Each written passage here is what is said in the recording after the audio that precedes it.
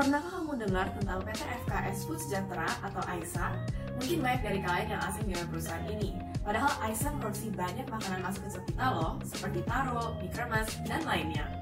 Tapi jangan tertipu, karena ternyata AISA mempunyai bisnis lainnya, yaitu bisnis beras, dan di lini bisnis inilah yang membuat AISA terjerat masalah yang membuat kinerja sahamnya memburuk hingga saat ini.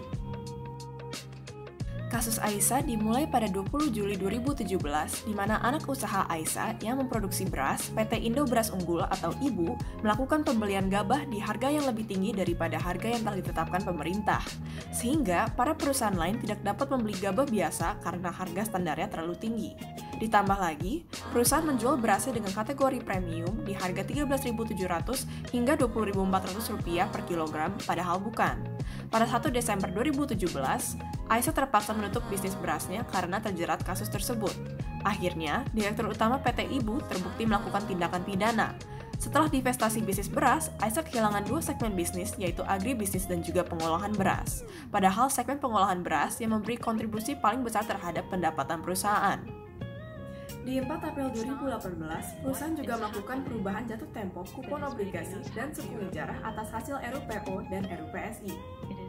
Sayangnya, pada tanggal 5 Juli 2018, PT AISA resmi disuspend oleh Bursa Perdagangan Saham dikarenakan gagal membayar bunga obligasi dan fee suku ijarah senilai total 46,12 miliar. Pada tanggal 27 Juli 2018, RUPS digelar dan terjadi pembatalan proses pengesahan laporan tahunan 2017 oleh Komisaris Utama dan pemegang saham, karena disinyalir ada unsur penyelewengan dana. RUPS berakhir dengan keputusan pemberhentian seluruh direksi. Pada tanggal 22 Oktober 2018, RUPS LB diadakan oleh Komisaris Perusahaan untuk mengganti direksi perusahaan dengan mengangkat Hegi Kustanto dan menunjuk Ernst & Young untuk menyelidiki laporan keuangan yang pernah ditolak.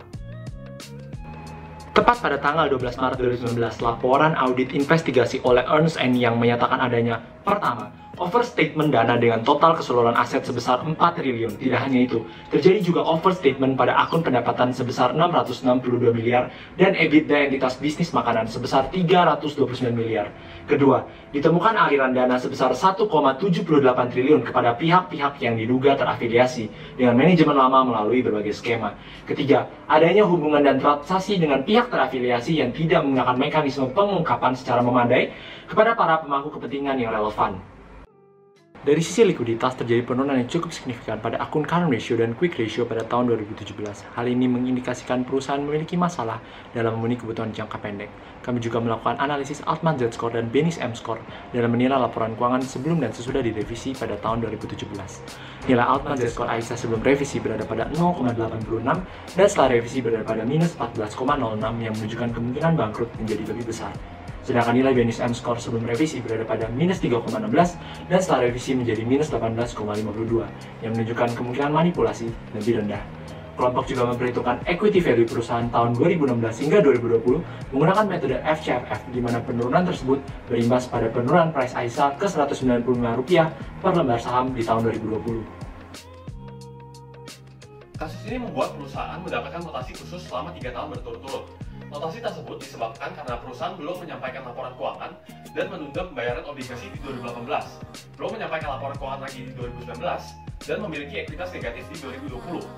Sejak awal 2016 hingga Q1 2017 terjadi tren bullish, tapi pada bulan April menunjukkan adanya terindikator saham akan bearish karena pendapatan Q1 menurun dan secara teknikal membentuk lower peak dan lower trough, di mana kemudian harga saham AISA terus turun hingga di bawah support.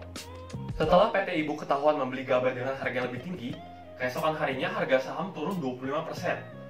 Setelah Direktur AISA ditetapkan sebagai tersangka, harga saham turun 52% hingga akhir tahun 2017. Dan dari akhir Juni hingga saat AISA dinyatakan tidak dapat membayar bunga obligasi dan disuspend, harga saham AISA telah menurun 65,3%. Sebagai investor, penting untuk mengetahui latar belakang manajemen, dan jika ingin berinvestasi, penting untuk memperhatikan rating perusahaan. Dari sisi perusahaan, diharapkan agar dapat mengelola utang dan operasional yang lebih baik, hingga perusahaan bisa lebih efisien. Terakhir, untuk terhindar dari bankruptcy, perusahaan dapat mempersiapkan restrukturisasi dengan maturity yang lebih lama, atau menerbitkan ekuitas baru untuk membayar utang yang telah jatuh tempo.